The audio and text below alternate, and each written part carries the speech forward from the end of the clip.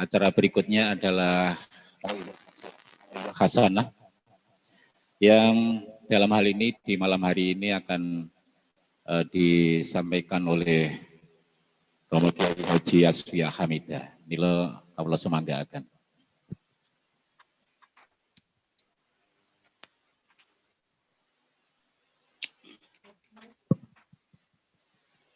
Assalamualaikum warahmatullahi wabarakatuh. Bismillahirrahmanirrahim. Alhamdulillah wa syukrulillah. Wassalatu wassalamu ala sayyidina Muhammad ibn Abdillah wa ala alihi wa ashabihi wa man tabi'ahu wa nasarahu wa wala amma ba'du. Ulama anal kiram, para kiai, para alim, para sesepuh, segenap jajaran pengurus Nahdlatul Ulama yang hadir dari pengurus cabang, baik Mustasyar, Suriah, Tanfidiyah, Banom maupun lembaga, segenap jajaran pengurus Nahdlatul Ulama tingkat majelis wakil cabang maupun ranting di kantor MBC masing-masing sewilayah Kabupaten Nganjuk yang saya muliakan, ibu-ibu yang saya cintai. Alhamdulillah, alhamdulillah, pada malam hari ini kita melaksanakan tasyakur dalam rangka mensyukuri organisasi kita Nahdlatul Ulama yang sudah berusia 98 tahun menurut hitungan Hijriyah. Semoga kesyukuran kita ini benar-benar akan diterima oleh Allah Subhanahu wa Ta'ala dan mampu meningkatkan perjuangan kita melalui Nahdlatul Ulama ini. Bapak Ibu sekalian yang saya muliakan, mestinya yang paling sepuh ini Yai Kolyubi yang memberikan arahan, akan tetapi tiba-tiba saya di WA, ora ngomong ujuk-ujuk ditulis jenenge ngoten mawon. Ya semoten iku jenenge NU. Pramila didapuk nih wong tuwek. Nggih mugi sekedhik ingkang mangke saged kula aturaken wonten gina lan faedahipun manfaat maslahah fiddin wa dunya wal akhirah. Ada beberapa hal saja yang kami sampaikan. Yang pertama, di dalam harlah ini mari bersama-sama kita tajdidun niyah. Kita nyari niat awake dhewe. Setelah tiap hari kita bekerja sesuai dengan bidang masing-masing, kadang-kadang niate yang NU niki malih dolali. Maka kita tajdidun niyah pada malam hari ini khidmatan lillah wa khidmatan lil ulama. Kalau tahu dulu para kiai menyampaikan tujuannya itu ini seperti yang disampaikan oleh Kiai Ali Mustafa tadi, kita cukup niat khidmah pada ulama, khidmah pada dan selanjutnya membangun. Kenapa demikian? Karena yang kita ikuti Nahdlatul Ulama ini organisasi yang didirikan oleh oleh para kiai. Maka mutlak kita tancapkan sebuah niat adalah khidmatan lil ulama. Kiai-kiai dari pondok pesantren gumregah kemudian mendirikan Nahdlatul Ulama dengan maksud-maksud yang tadi disampaikan. Maka kita khidmah pada NU ini sebenarnya khidmah pada ulama. Nah, karena yang diperjuangkan ini adalah Islam ala thariqati ahli sunnah wal jamaah, dan itu insya Allah satu-satunya yang diridhoi oleh Allah Subhanahu wa Ta'ala. Maka kita puncakkan khidmah kita pada Allah Subhanahu wa Ta'ala. Dan dari sinilah barangkali saya tuh niteni bocah nek gelem utek yang NU.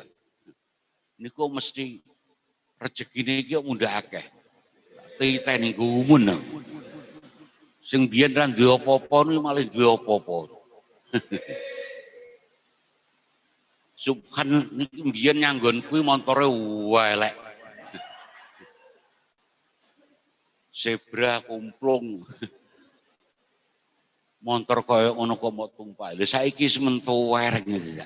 Jog dadi lazis duwe. Masyaallah.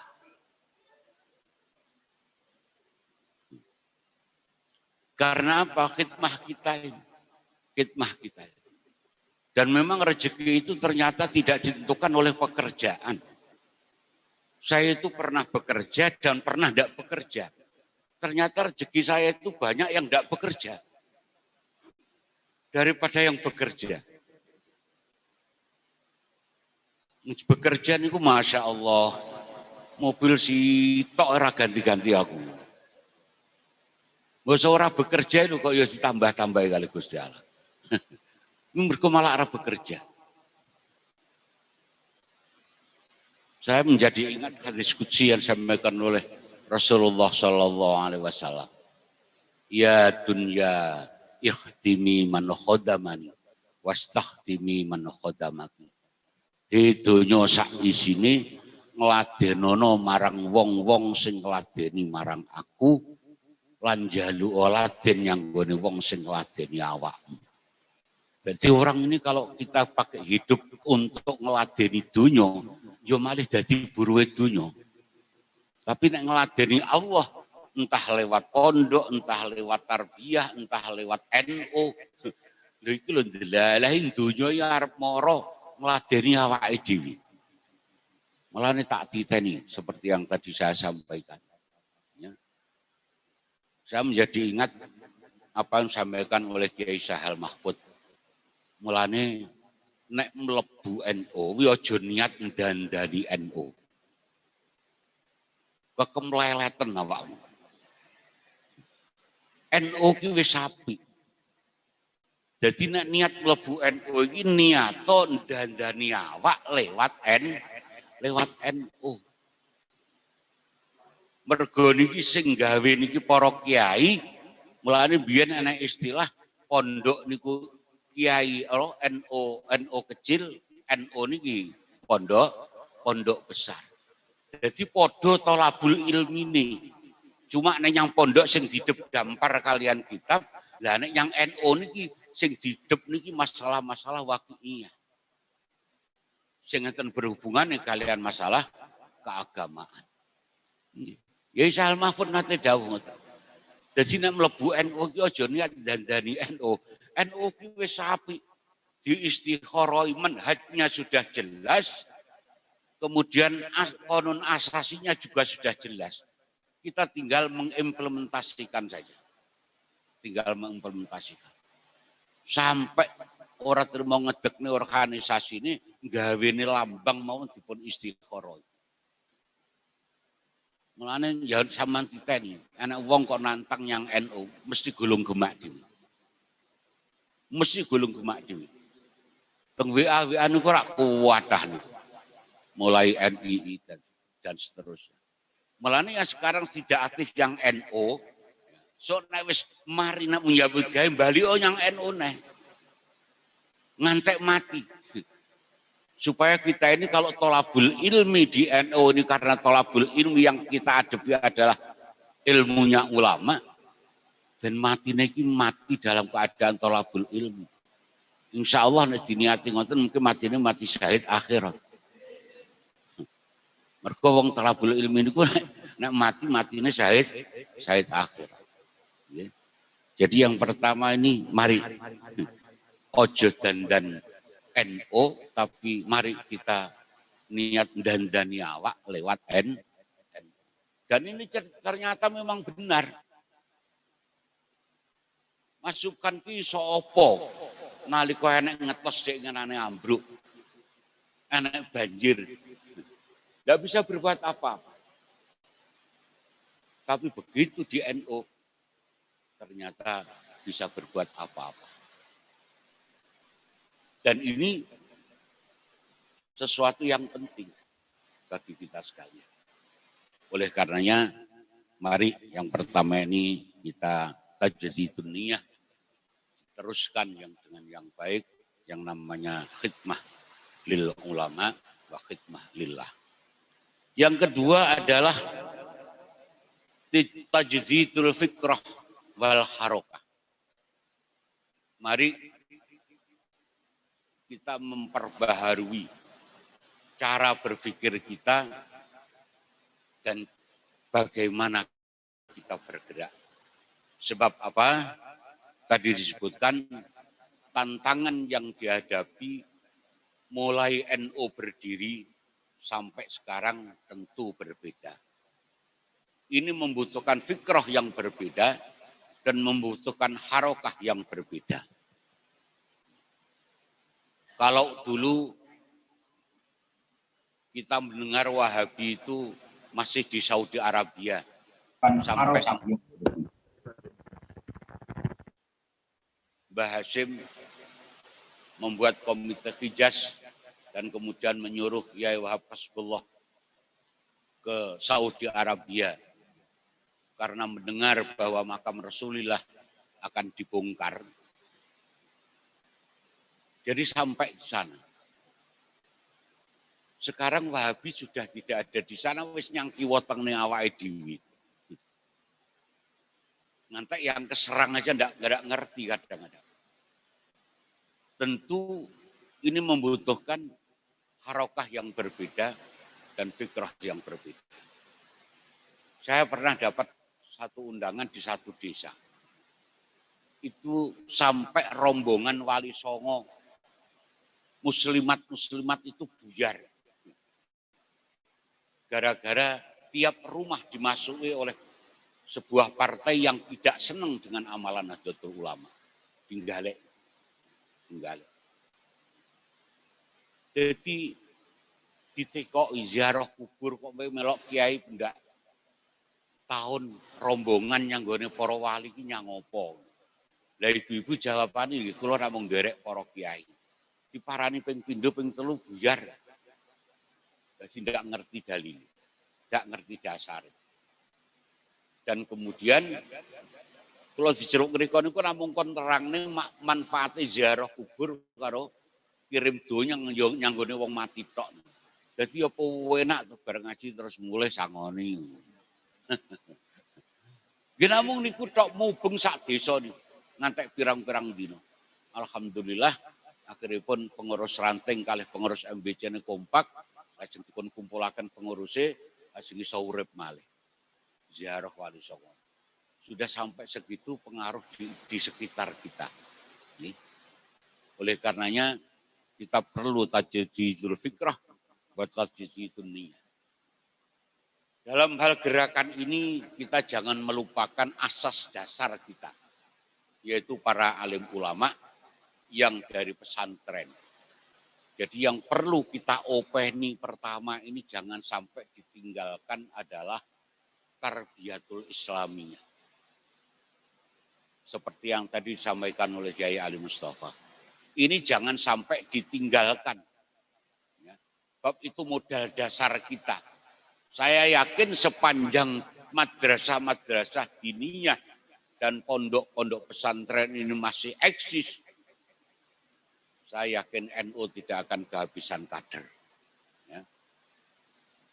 Sebab dulu munculnya NU itu adalah dari sana yang dibawa oleh para kiai-kiai untuk mengembangkan sayap dalam rangka khidmah untuk bangsa dan negara ini.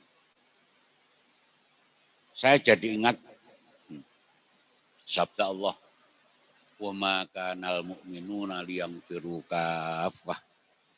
Falaula nafaro min kulli firqatin minhum ta'ifah. Minhum ta'ifatul liyatafaqahu fid-din wa liyunziru qaumahum idza raja'u ilaihim la'allahum yahdharun." Ayat ini diturunkan oleh Allah sebagai teguran pada Nabi kita Muhammad sallallahu alaihi wasallam. Pada waktu itu terjadi ghazwah Sariyah Jadi istilah perang itu menurut para ahli tarikh ada dua istilah. Yang pertama adalah ghazwah, yaitu peperangan yang Rasulullah ikut di dalamnya. Yang kedua adalah syariah, yaitu peperangan yang Rasulullah tidak ikut di dalam peperangan itu. Nah ini pas terjadi perang syariah yang Rasulullah tidak ikut. Tapi para sahabat dianjurkan semua untuk ikut. Begitu dianjurkan, sewenenge sahabat kalau akan perang itu bukan main. Pamite nggak podo harus tentara Indonesia. Kalau tentara Indonesia itu kan pamite doakan selamat dan pulang bisa bertemu kembali dengan keluarga. Kalau para sahabat enggak, doakan saya mati dalam keadaan syahid. Jadi begitu dia dianjurkan untuk perang itu budal kabeh. Sampai Rasulullah ini sendirian di dalam masjid. Tidak ada teman. Akhirnya ditegur oleh Allah. Maka nal mukminuna liyangfiru kafah Muhammad.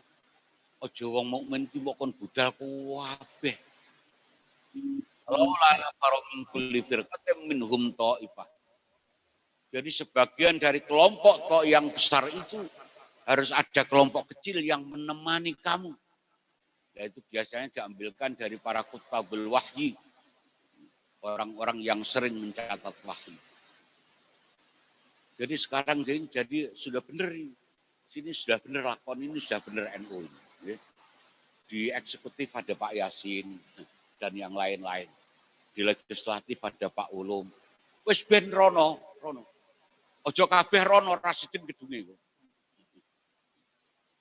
Tapi harus ada ta'ifah yang lihat tafaqquhu fiddin. Tetap memperjuangkan agama. Belajar agama. Tafaqquh fiddin. Ini modal kita yang paling pertama. Jangan sampai dengan kemajuan yang melanda sekarang ini dan kemudian tafaqquh fiddin ini menjadi hilang. Ini modal utama. Sekali lagi modal utama. Saya itu cuma berpikir begini. Waktu peperangan itu adalah waktu yang sangat darurat. Tidak ada sesuatu yang darurat yang selain perang itu tidak ada. Lo ewa semono, cik dikongkon tolabul ilmi kali Allah. Lo awake dhewe ini wis merdeka. Panganane enak, tumpakane enak, omahe apik, bojone ayu, dan seterusnya. Lah kok gak gelem tafaqquh fiddin. Maka sebaiknya kita yang ngopeni NU ini juga ikut ngopeni tarbiyah dan kegiatan Islam. Saya berani mengatakan orang ngopeni NU kok gak ngopeni pendidikan itu kurang konsekuen. Kurang konsekuen. Entah caranya. Enggak punya madrasah, yo melok nyambung-nyambung yang liane. Melok jamiah ngopeni dan seterusnya. Jadi harus terjun di dalam tarbiyatul Islam. Ini dalam rangka kita tajdidul fikrah wal harokah. Kemudian yang kedua adalah limaslahatil amah. Bahwa para kiai dulu mendirikan NU ini tentu ingin perjuangan Islam ahli sunnah wal jamaah ini bukan hanya dilewatkan pendidikan di pesantren, tapi lewat kemaslahatan yang umum. Nah, karena ini berhubungan dengan orang banyak, tentu yang kita kedepankan adalah akhlak. Kita jangan lupa, kita ini organisasi Islam, organisasi kemasyarakatan yang keagamaan. Bukan hanya ormas saja. Maka nilai-nilai akhlak ini harus kita kedepankan. Dan itu sebenarnya yang kita peroleh dalam beberapa sejarah itu kan akhlak ini sering kita kedepankan. Ini biasanya sing nom-nom itu sing rodok lali. Kalau ini adalah organisasi NU. Saya ingat ada seorang raja kafir. Namanya Dihyah Al-Kalabi. Ini punya anak buah sekitar 900. Akhirnya Rasulullah berpikir, ya Allah, ini kalau si Dihyah ini masuk Islam, saya yakin anak buah yang sangang atau si katut Islam kabeh. Akhirnya beliau berdoa, Allahumma rizqil Islam Dihyah. Ya Allah, semoga Dihyah engkau jadikan orang yang Islam. Langsung disambut oleh Allah dungane Kanjeng Nabi ini. Muhammad, iman wis tak tetes nih yang atine Dihyah hari ini. Saiki wonge mara nyanggonmu, terserah awakmu nak mung Islam ning kopi. Itu raja kafir dadi molimo wis meh penggawean bendinan. Kira-kira cara kula sampean ketamanan kaya ngono iki terus diapakne kok. Sahabat pun banyak yang berpikir itu diapakne karo Kanjeng Nabi.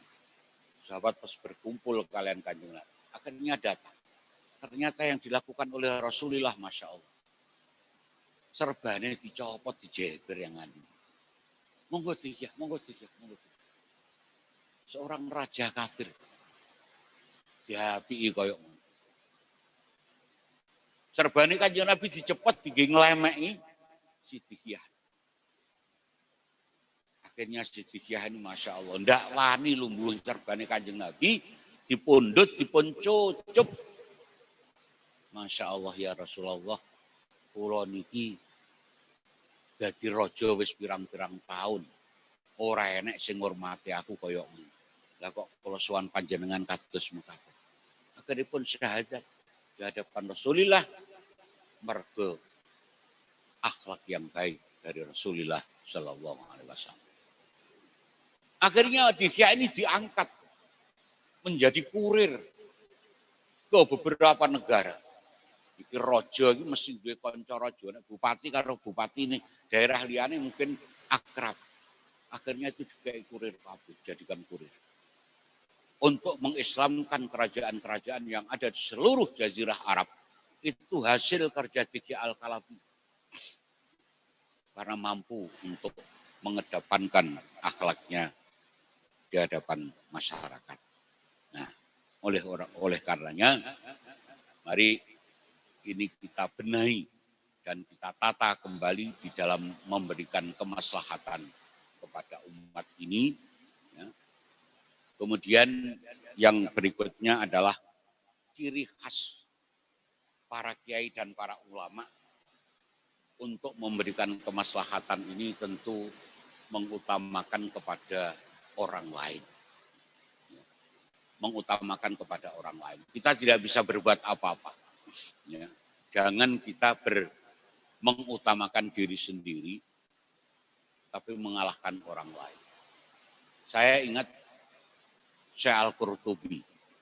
Beliau menceritakan bahwa Imam Adzali itu akan datang di satu tempat setelah terjadi perang Yarmuk. Setelah terjadi perang Yarmuk. Apa maksudnya datang Syekh Adawi ini?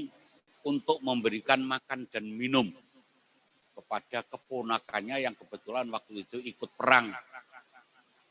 Dan kemudian datang. Ternyata beliau sudah bergelimang darah, jaluk ngombe. Begitu akan diminum, krungunya ngandingi juga meringik minta ngombe. Maka dia lepas. Lungnoe kancaku. Temannya akan minum, andingine ngeringi jaluk ngombe lagi. Dilung nih yang gone kancan. Sampai kepada Al-Husain bin As. Itu terakhir jaluk minum juga. Akhirnya sampai orang yang dilewati minum-minum itu mati, belum sempat memberikan minum. Jadi diberikan kepada orang lain. Inilah yang dimaksud wa yu'siruna ala anfusihim walau kana bihim khasasah.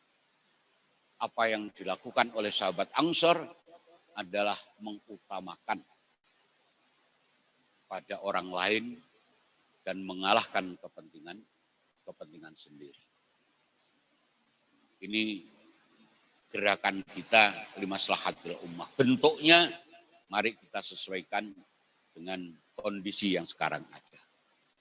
Kemudian yang ketiga adalah di dalam masalah ekonomi. Saya tadi sore dapat WA dari teman BM Nusantara bahwa Muhammadiyah ini sedang membuka 5 outlet di Jogja, semacam namanya Lokmart. Lokmart. Ini dalam rangka upaya untuk mengembangkan sisi ekonomi dari organisasinya. Tidak ada salahnya kalau kita kemudian ikut berpikir hal-hal yang semacam itu, meskipun nukles kita juga belum maksimal, ya, belum maksimal, akan tetapi mari terus kita berpikir, fikroh kita kembangkan dalam rangka menghadapi kebutuhan yang semacam ini. Kalau kita lihat sekarang, ya alhamdulillah, saya ikut syukur ya Walyubi yang pasukan-pasukan lama ini. Tahun 87 sampai 90. Ketuanya Pak Amnan, wakilnya Pak Yai Malik Bahri, kemudian wakilnya saya. Arep rapat cabang ngundang MBC. Kuwi urunan. Gus sampean sesuk nggawa jajan. Aku tak sing nyewa kursi. Jadi tiap rapat itu nyewa kursi. Sewane sak beke kantor kayak Pak Imam. Kantor kidul niku namung 20.000 sewane. Lah sik kula kon nggawa jajan. Kon nggawa jajan di buntel apa taplak ngoten. Masyaallah. Terus sampeyan dapat neh yo diwalik. Sampeyan sewane kursi Gus. Aku tak sesuk nggawa jajan. Pak Nan nggawa jajan buntel taplak yang mburi kata. Ya Allah. Ngantek koyok ngono uripe NU zaman biyen. Saiki karek ngetek WA plek ini teko berkat sak moene mbah ini. Ini harus kita syukuri dari sisi ekonomi. Tapi ya ojo kurung ngene iki ngono lho. Ojo kurung ngene iki. Jadi sumber ekonomi memang gak duwe babar blas. Nah, saiki kan duwe Pak Ulum dan lain sebagainya yang bisa menunjang. Oleh karenanya, ini perlu kita pikirkan bersama-sama, dalam bersama-sama kita memberikan kemanfaatan ini. Yang terakhir adalah tentang sikap sia-sia, sikap politik Nahdlatul Ulama. Ya.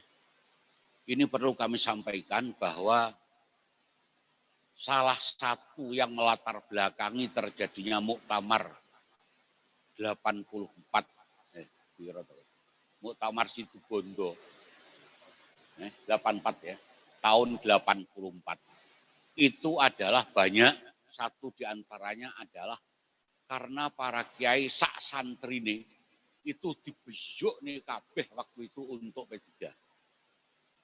Jadi dulu partai cuma telu, Golkar, kedua itu P3, yang ketiga itu paling dhewe PDI. Sehingga kegiatan-kegiatan di pesantren itu semua terkena. Kiai sak santri ini melok kampanye. Saya masih ingat yang kampanye Pak Yai Rahrawi. Penduduk yang ngisor gedang. Sak santri ini kuwabeh. Dan itu semua. Sehingga terganggu kondisi pesantren. Akhirnya diputuskan pada muktamar itu adalah mengambil sikap Hitoh 26. Artinya apa? Bahwa NU tidak berafiliasi kepada partai politik manapun. Nah, terus hak politiknya silahkan untuk berpolitik sendiri-sendiri secara individu, bukan secara institusi. Dan itu setelah muktamar sampai terakhir di Jombang masih sama. Ya, sampai sekarang. Jadi partai-partai politik ini sebenarnya sudah diberitahu, silakan kalau ingin merekrut orang-orang NU, termasuk PKB. Tapi walaupun diberikan kebebasan secara individu, diingatkan, ambillah yang paling manfaat, memberi manfaat kepada Nahdlatul Ulama.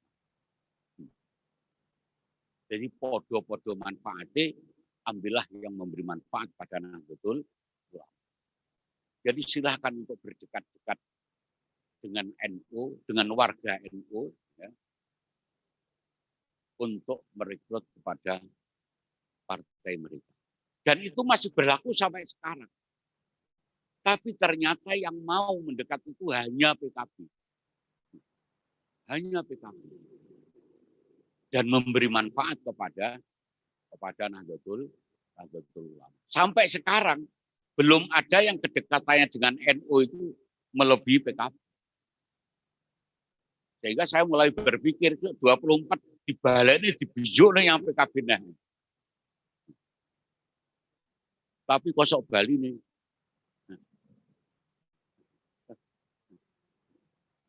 Kosok Bali nih.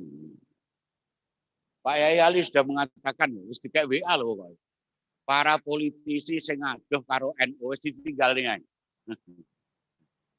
Intinya kayak ngono, itu yang ngomong Pak Yai Ali bukan saya. Jadi cedek-cedeknya dengan NU, mari kita terus, ya, dan pemberian manfaat kepada NU, mari kita terus dan kita tingkatkan. Sebab sikap politik NU dan warga NU ini masih tetap sampai sekarang. Cuma yang mendekat kepada NU ternyata yang paling besar adalah dari PKB. Bapak sekalian, kita rembuk dalam perjalanan NU ke depan, dan yang terakhir kita akan segera menghadapi konferensi pada bulan Mei ini. Marilah kesempatan itu minggu yang akan datang ini sudah ada pra konferensi, ya, yang isinya adalah komisi-komisi nanti akan dibahas di dalam pra-konferensi ini, sehingga pada saat konferensi nanti sudah tidak membahas program melalui komisi, tapi cukup tinggal mengesahkan melalui paripurna, sehingga menjadi singkat pelaksanaan konferensi nanti. Semoga dengan pelaksanaan konferensi dan tasyakuran pada malam hari ini, Allah selalu memberikan hidayah pada kita sekalian, sehingga kita mampu untuk membawa Nahdlatul Ulama ini dalam rangka khidmatan lil ulama wa khidmatan lillah, sehingga kita menjadi orang yang dikumpulkan dengan para beliau-beliau bejo dunya lan bejo akhirate. Amin Allahumma.